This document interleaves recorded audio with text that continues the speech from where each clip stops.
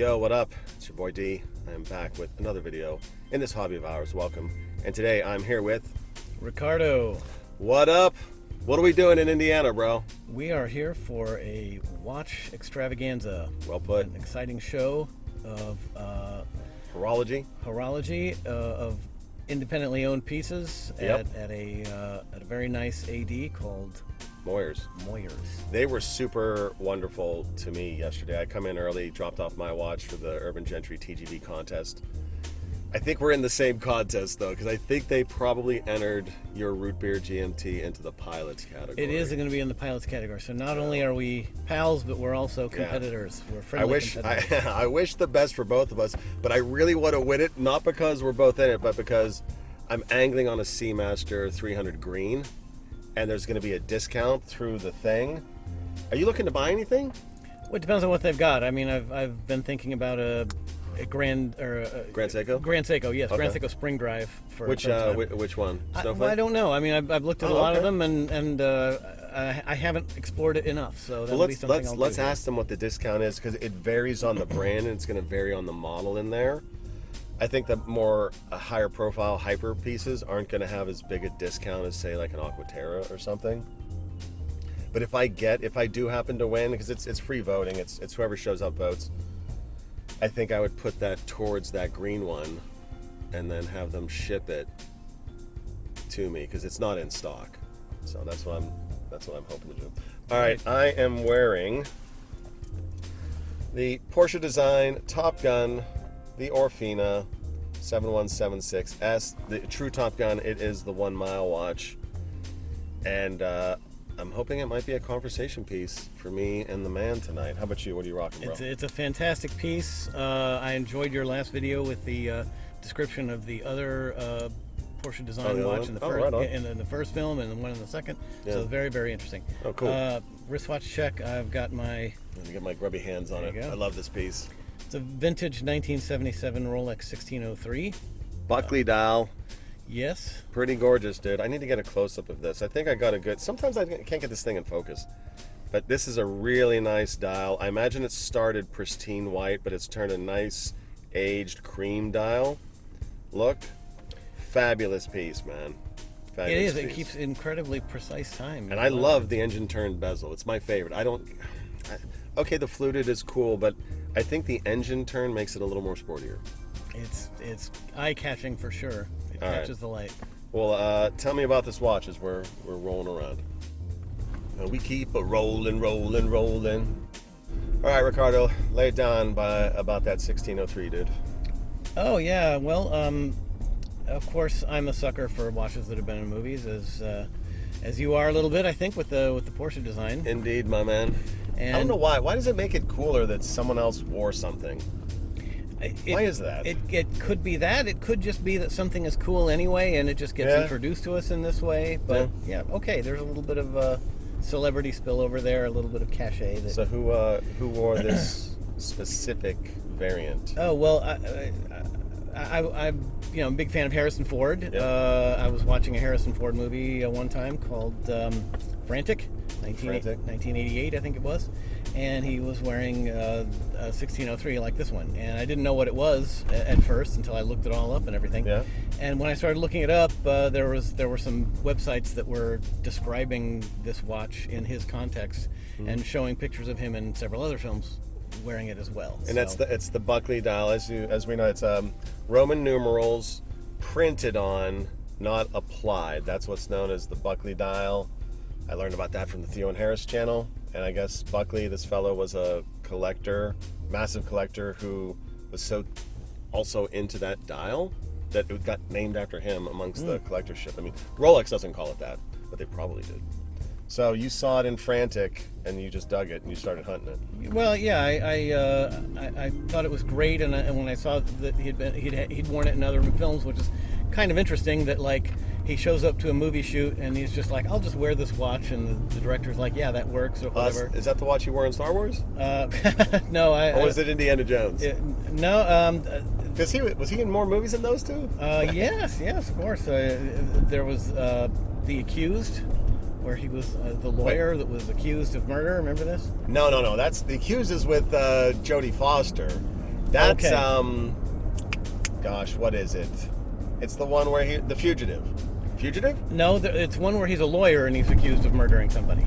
Oh, really? And yes, and it's a big courtroom drama thing, and there's several scenes of it where he's got his like this. He's got his hand up, and you can see it very clearly. Wait, is the accused the Jodie Foster one? I can't remember. I don't. It's been a while. These are kind of apologies to all the aforementioned actors.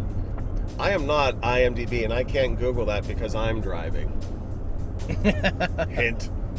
But Harrison Ford's an amazing actor. Right. So I just took one of those pictures, and I already had purchased a GMT Master 2 from a dealer in New York City, and so I knew this guy and trusted him to a degree, and I sent him a picture of this and said, "What is this watch?" He says, "Well, that's a 1603. I have one." And I said, "Oh, really interesting." And so we got talking about it, and he sought out a replacement bracelet that was a little bit newer than the bracelet that was on it, and then there you go. Yeah, The Accused is the Jodie Foster movie. I still think, you know what? That was my. I just wanted to validate my comment. You're gonna have to validate that. You've got a phone. Look up that Harrison Ford movie. All right, I'll do that. While we're yapping. It's not uncommon for heavyweight actors to just do things their way, which I guess if you're a director who's not super aggro about every little thing being your way, like some directors are like that. I think Cameron's like that. And I imagine Marty is too, but I guess the director's like, yeah, it's Harry, let him wear whatever he wants, instead of having the props master get all up in his business. This is a picture I haven't seen before. There he is. I can't see it. He's in a pool reading a script, and he's got the 1603 on his wrist. Oh, that's hilarious. Yeah. Send me that picture. I'll drop it in. Yeah, of course. That looks a little bit staged. Depending on what year that is, I don't know that I'd be wearing my 1603 at a pool. He looked kind of young, though, so maybe it was newer. How did the watch dealer know it was a 1603 and not a 16030? I'm looking at it. That I don't know. You'd have to. Suspicions. I've got my suspicions. Because it would be the exact same looking thing. Yeah, it depends on when you got it, right? Yeah. But that engine turn bezel, my absolute favorite Datejust bezel. Although the way it's rendered on the date, which is the 34 millimeter, I like even more because it's got, I don't want to say chapter rings, but there's like key blocks around that bezel that are solid, and it's my favorite of their bezels, period. But I think engine turned is just cooler. All right, did you find that movie yet? He's been in so many movies for so long here. If you type in Harrison Ford lawyer movie, that might come up. So it wasn't Fugitive for sure. Okay. It wasn't regarding it. Presumed innocent. Ah, okay. Okay, there. I stand corrected. That's all right. We're all good. Presumed innocent, 1990. Wow. And he wore that the watch in that one as well. So once you determined that you wanted the watch, how long were you hunting it? Was it a long wait, short wait? Was it a week?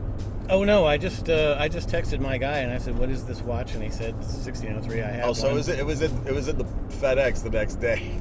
Close. Well, I said, well, we talked price a little bit, and then he mentioned that the bracelet was a little stretched out. Right. And I understand that you can get bracelets unstretched. Yeah. But is it unstretched or de-stretched, fixed, repaired? It's pretty cheap too, considering. I think it's around $200, $250, somewhere thereabouts, not counting tax, shipping, whatever. But I think it's pretty amazing that you can get your bracelet fixed. The funny thing is, when you unstretch a bracelet, it might not fit you anymore. It depends on how many links were in it to begin with. So you'll want to check that. But there's a couple places that do it. Well, it was easy for him. He's in the Diamond District. It was easy for him to come up with another bracelet for it without any trouble. And it was just a question of exactly how large it needed to be. Yep. And I told him that the GMT that I had fit me just right, and it had X many links. So he asked me to take a picture of the bracelet so he could count the links.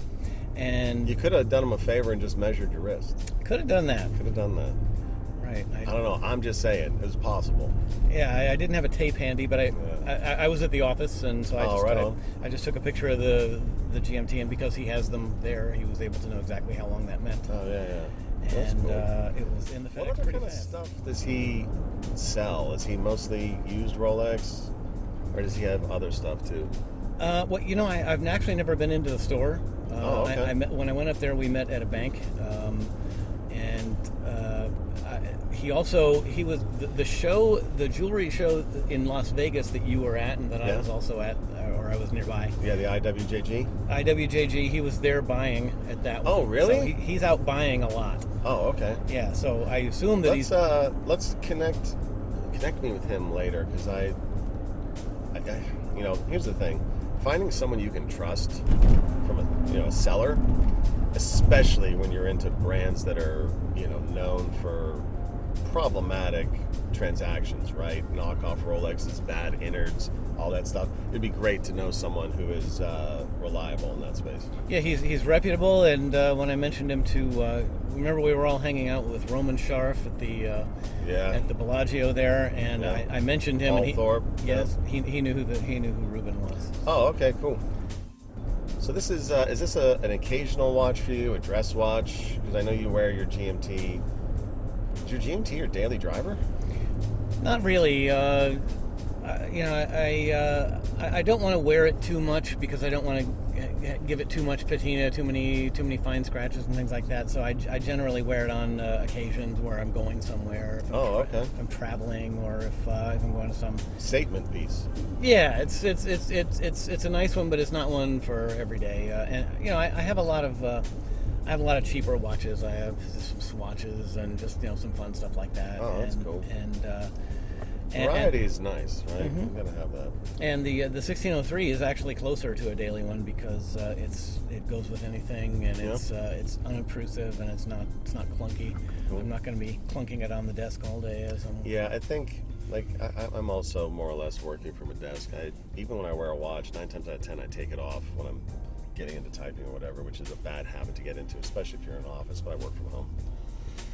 All right, cool, my man. Well, thank you for sharing the 1603 journey. And Harrison Ford, if you ever see this and you'd like to call in or be on the program, be on the channel, be happy to have a watch chat with you, sir. And maybe me, you, and Ricardo can talk 1603s together. All right, brother. Let's go hit that watch show, shall we? Let's do it. Hope you are doing well wherever you are in this wonderful, beautiful hobby of ours. We'll catch you in the next one. Peace.